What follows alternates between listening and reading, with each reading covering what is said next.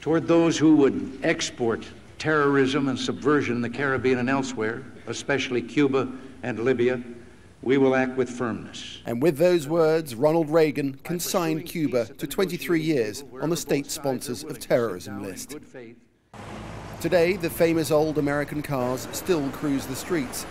Reminders of the revolution still adorn the walls. The old ways remain.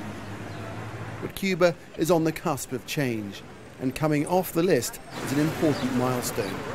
Some Cubans we spoke to were skeptical about what difference this was going to make to their lives. But those who would go on camera were positive. This was always a political move. Everyone knows Cuba does not support terrorism. It showed the country really is changing, and the relationship with the United States is really a new news for us. And there's a view that the move does more than just open the door to the United States.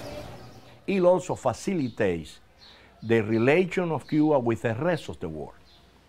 Because until now, it's very difficult for any country to have a good relations with a country that the United States says that is a terrorist country.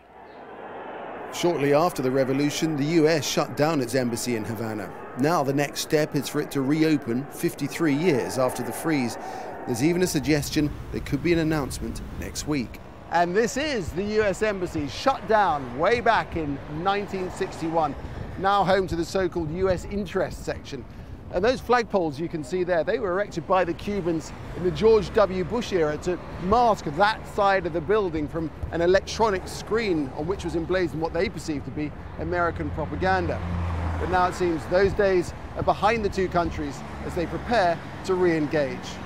Nick Clark, Al Jazeera, Havana, Cuba.